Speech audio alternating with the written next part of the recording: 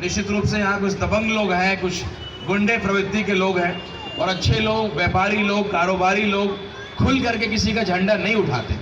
उनको लगता है कि भाई हमारा व्यवहार बना हुआ है, अगर हम खुल करके सामने आएंगे तो शायद हमें अपने व्यापार में दिक्कत हो।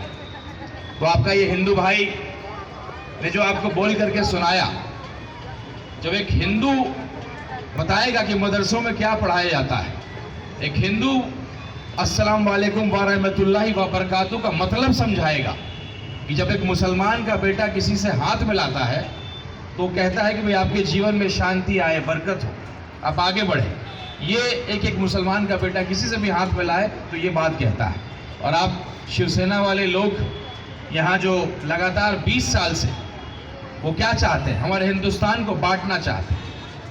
हम लोग वो बिहारी हैं जो जा करके जहाँ भी जाते हैं हम लोग एक नारा बुलंद करते हैं कि एक बिहारी 100 पे भारी, तो सुना है आप लोगों ने, लेकिन उसके साथ एक लाइन और जोड़ते हैं कि एक बिहारी सबका आभारी। तो हम महाराष्ट्र के भाइयों का आभार व्यक्त करते हैं, यूपी के मेरे भाई, बिहार के मेरे भाई, पूरे देश से जो लोग भी आते हैं एक होकर के एक परिवार की तरह एक दूसरे को मदद करते हैं। तभी आज गोवंडी एक इंडस्ट्रियल हब है, ये इलाका इंडस्ट्रियल हब है।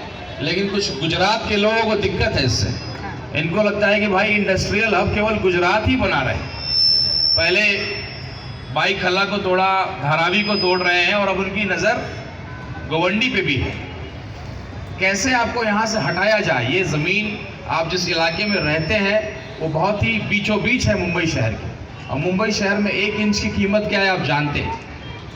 तो ये इस लड़ाई को अगर नहीं लड़ने वाले को सामने लाइएगा तो शायद ये जो ज़मीन है वो आपका आने वाले समय में, जैसे धारावी वालों का चला गया, बाई खला वाले लोग चले गए, क्योंकि वो एक पार्टी है, एक लोग हैं तो चाहते हैं केवल गुजरात ही इंडस्ट्रियल एरिया रह जाए या गुजरात के लोग ही केवल उस पर काम करें। सबको अलग अलग टुकड़ों में बांटना चाहते हैं।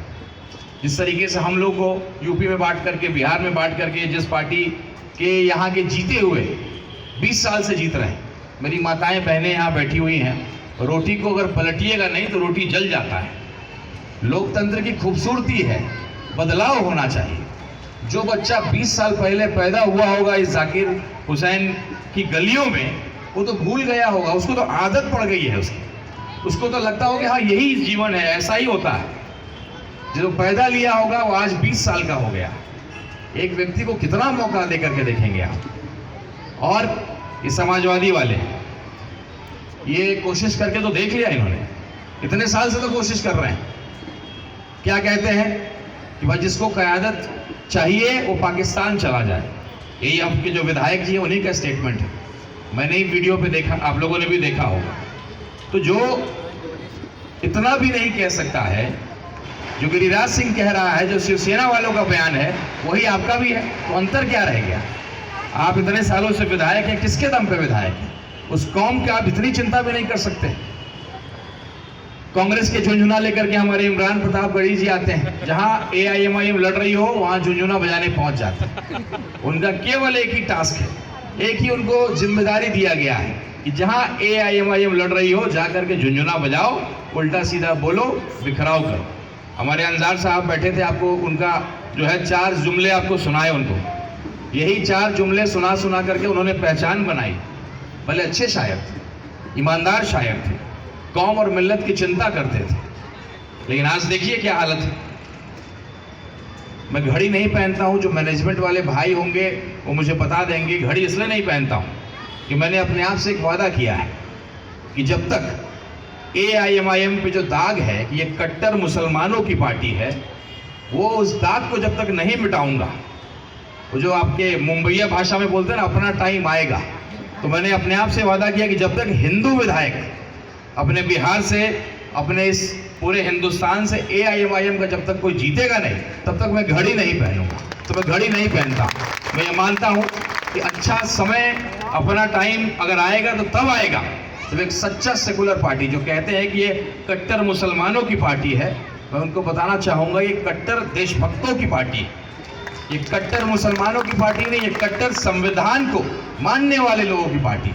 ये कट्टर बाबा भीमराव अंबेडकर साहब ने जो संविधान लिखा, जिसके लिए लड़ाई लड़ा, उसकी लड़ाई को लड़ने वाला जो पार्टी है वो है मजलिस-ए इत्तेहादुल मुस्लिमीन।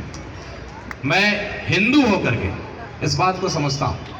मेरा छोटा सा परिचय मैं अपना देना चाहता हूँ अपनी बात रखने से पहले। मेरे वालिद साहब 20 साल मंत्री रहे लालू जी के साथ, मेंबर ऑफ पार्लियामेंट रहे शिवहर से। मैं इस पार्टी से शिवहर से लोकसभा का चुनाव लड़ा, विधानसभा का चुनाव ढाका से लड़ा, और मैंने पहली पार्टी AIMIM को चुना है। जब से पैदा लिया तब से मेरे घर में मंत्री विधायक मैंने देखा है, इसलिए पद का लालच नहीं है, नेता बनने निकले।